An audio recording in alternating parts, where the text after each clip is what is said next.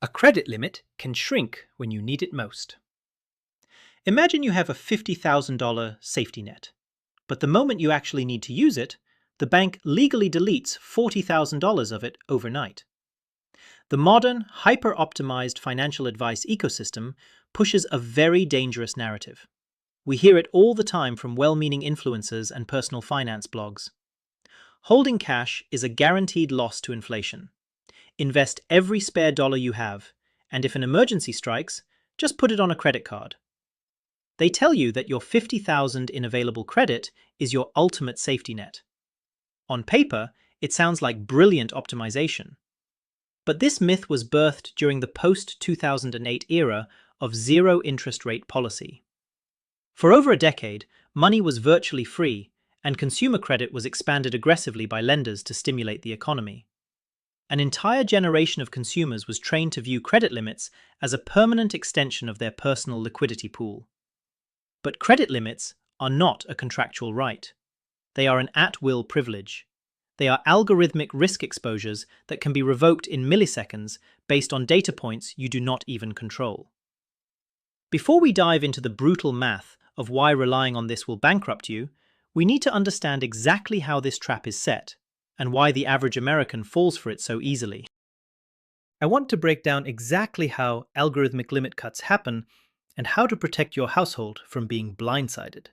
If finding out how the financial system actually operates behind closed doors is the best return on investment for your time today, hitting that subscribe button is a great way to let the algorithm know you want more of this. The psychological trap we fall into is rooted in a fundamental misunderstanding of risk. The finfluencer class focuses solely on the opportunity cost of cash drag. They tell you that keeping $20,000 in a savings account means missing out on incredible stock market gains. They treat your credit limits as static, unchanging numbers, as if they are etched in stone. The average American logs into their banking app on a Tuesday morning, sees a screen that says "Available credit $30,000, and mentally files it under assets or emergency reserves. What they completely fail to realize is that banks write credit agreements with unilateral modification clauses. To you, it feels like cold, hard money in the bank. To the bank, it is a liability they monitor in real time using massive datasets. We are going to look at a very realistic macro environment to see exactly what happens when the optimization illusion shatters and reality sets in. The optimizer thinks about emergency funds like this.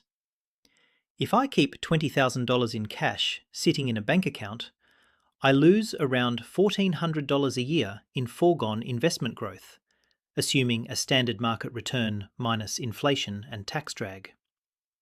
Therefore, keeping a zero cash emergency fund makes me $1,400 richer every single year. It is incredibly tempting logic, especially during a bull market. But it completely ignores the concept of a utilization shock. Let us say you have $50,000 in total credit limits spread across 3 different credit cards. You feel incredibly secure. Then, you suffer a sudden $20,000 expense. Maybe it is a severe medical emergency, a catastrophic home repair, or you suddenly find yourself facing 4 months of unemployment due to corporate downsizing. You do exactly what the optimizer told you to do. You swipe the credit card to cover the emergency, fully intending to figure it out later or pay it off over a few months while keeping your money invested in the market. This single action triggers what I call the swell. Your balance goes to $20,000. Your total limit is $50,000. Your overall credit utilization instantly spikes to 40% across the board. You have just crossed a very dangerous invisible line, and the system is about to react. That 40% utilization rate blows right past the standard 30% threshold that credit bureaus and lenders use to gauge immediate consumer risk. Almost immediately, your pristine 780 credit score drops down to a 715. Now, 715 is certainly not a terrible score, but the sudden directional drop itself is the trigger. Banks monitor your credit profile continuously. Bank A uses an AI risk management algorithm that detects your sudden FICO drop. They also factor in macroeconomic headwinds like rising national unemployment or regional inflation. To protect themselves and limit their exposure to your sudden debt spike, Bank A immediately slashes your unused credit limit from $25,000 down to $5,000. They do not call you to ask if everything is okay at home. They do not send a letter asking for an explanation. They simply update the app. Suddenly, your total overall credit limit across all your cards shrinks from $50,000 down to just $25,000. And this is where the math turns absolutely brutal. If you think dropping to a 715 credit score is bad, wait until you see the cascading effect this has on your monthly cash flow. This is the exact moment most people realize they are trapped. Because Bank A just cut your limit to $25,000, your $20,000 balance now represents an 80% utilization rate. You did not spend another dime. You did not go on a shopping spree. But your utilization just doubled overnight. This is the terrifying phenomenon of credit contagion. Bank B sees this massive utilization spike on your credit report and panics, pulling their limits back as well. Now your credit score plummets from 715 down to 640. At a 640 score, you trigger penalty annual percentage rates on your cards, or at best, you get locked into the standard variable rate of 26.5%. The optimization illusion is completely dead at this point. You are no longer playing a clever game of earning a 7% yield in the stock market. You are fighting for your financial life against interest rates designed to bleed you dry. Let us look at the actual cash flow death spiral this creates. At 26.5% interest, your $20,000 emergency balance generates $441 per month in interest alone. That is not paying down your principal. That is just the fee you pay the bank to tread water and keep the account current. If you suffered a job loss and can only scrape together $600 a month to throw at this debt, which is a very realistic squeeze for most households during a crisis, the math becomes absolutely suffocating.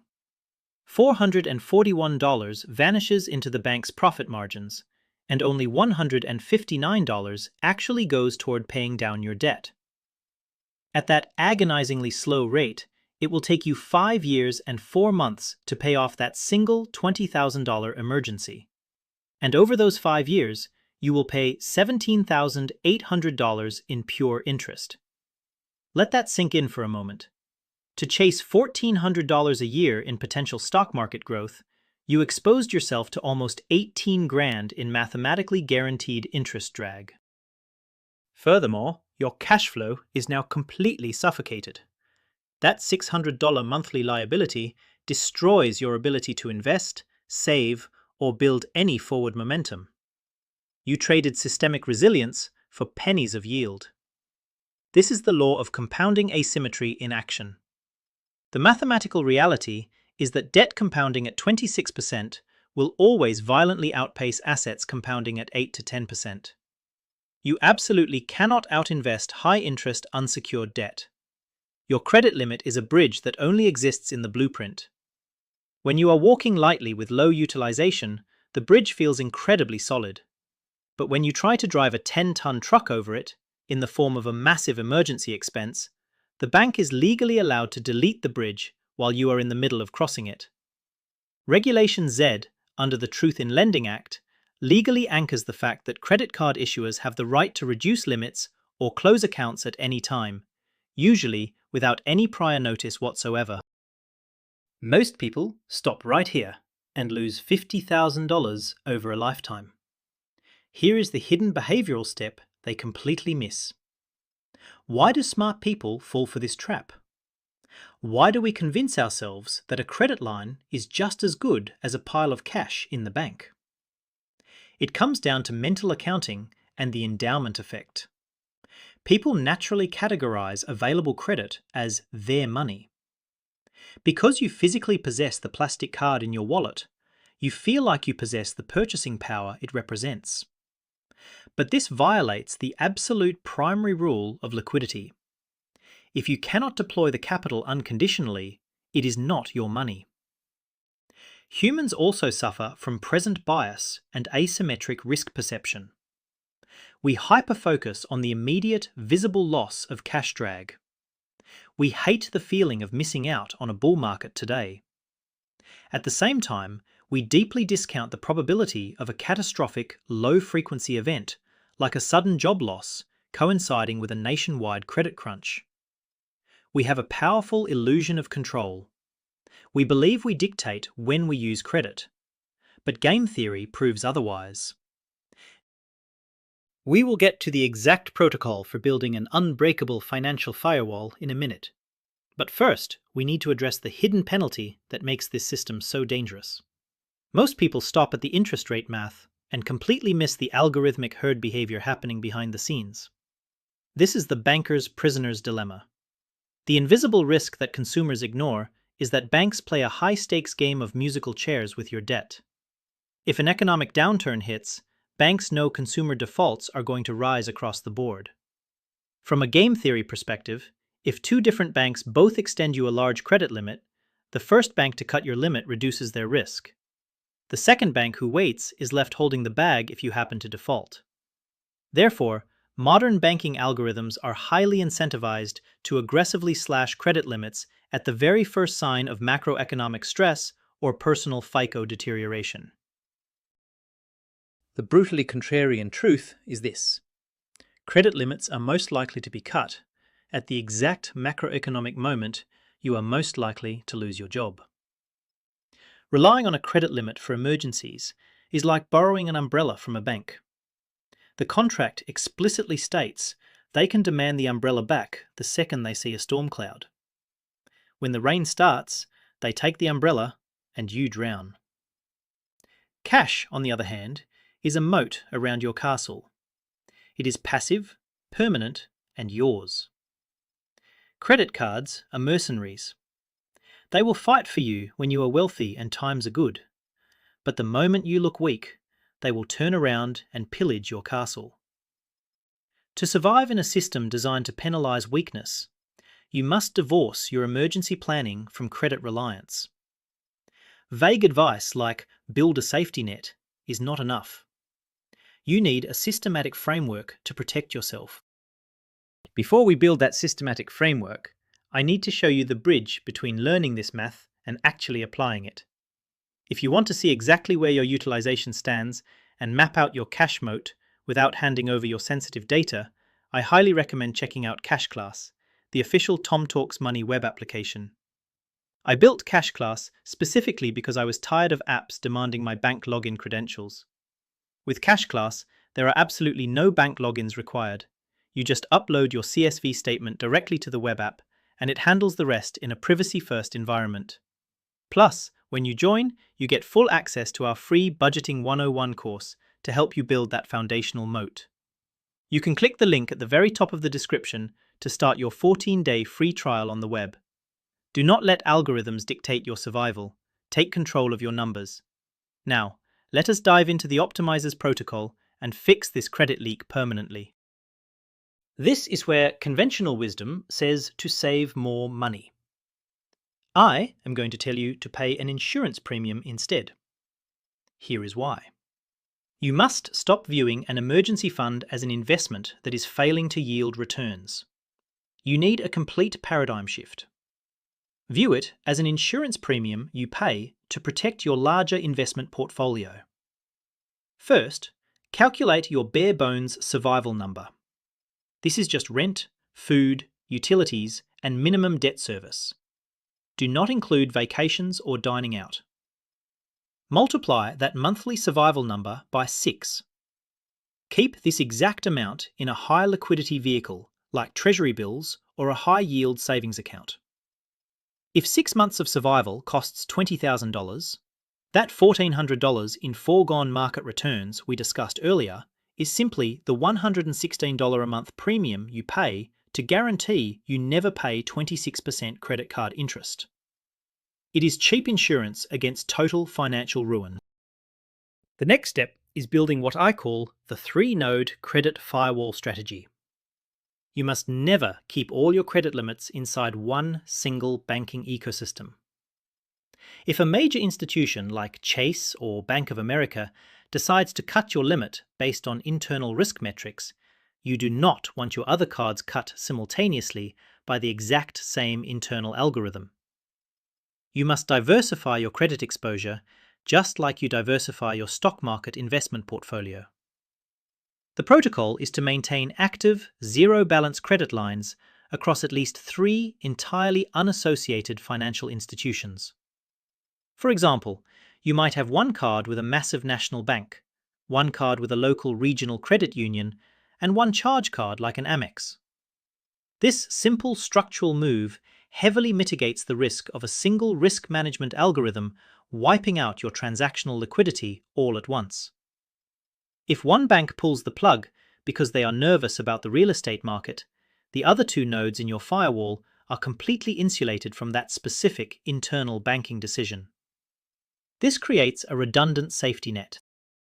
The third crucial step is the utilization delta stress test.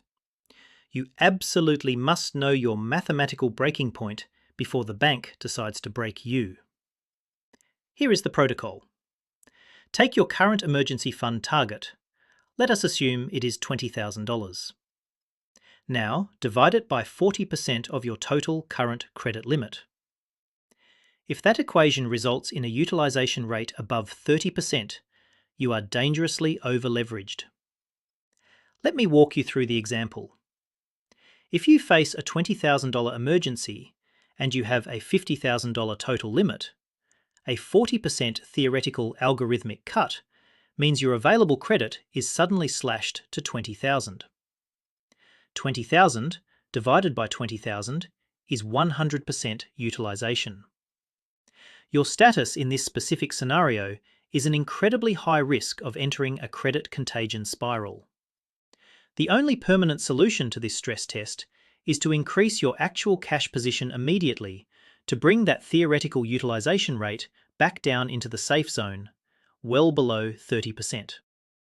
The final protocol is securing Tier 1 liquidity before a crisis actually hits your household.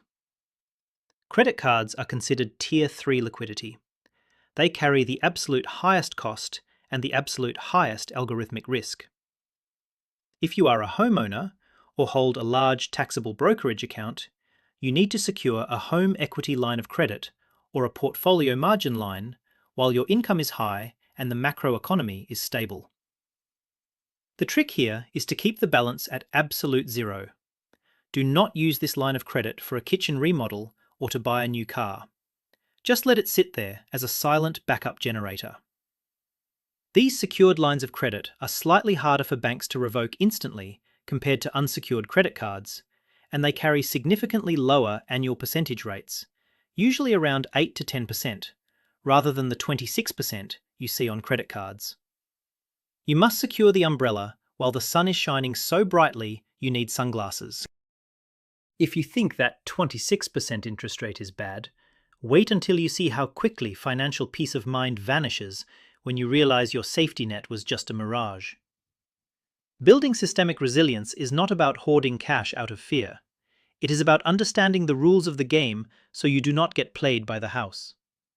If you are tired of generic financial advice and want to go deeper into these mathematical frameworks, I highly recommend clicking the join button down below to become one of the optimizers. Channel members get priority replies in the comments, which helps me answer your specific questions directly. Plus, you get some really cool custom sketch badges that stand out. It is the best way to support the channel and keep these deep dives coming. Let us do a quick recap to anchor these principles. Your available credit is not your money. It is a highly conditional privilege granted by an algorithm that does not care about your family. A credit limit can and will shrink when you need it most, triggering a utilization shock that destroys your credit score and traps you in a high-interest cash flow death spiral. You cannot outinvest 26% compounding interest, no matter how good you are at picking index funds. To protect yourself, you must shift your mindset. Treat your cash emergency fund as an insurance premium that protects your portfolio. Build a 3-node credit firewall across different institutions. Run the utilization delta stress test on your own numbers, and secure Tier 1 liquidity when times are good. Stop relying on fair weather umbrellas and build a moat around your castle. I want to turn this over to you for some peer review and data gathering. Have you ever experienced a sudden credit limit decrease during an economic downturn or right after a big purchase? Head down into the comments and let me know how it impacted your utilization rate and what steps you took to recover. Sharing those real-world examples helps everyone in the community see how these banking algorithms actually operate in the wild. Thank you so much for watching, and remember, the best time to build your moat is before the mercenaries arrive. I will see you in the next one.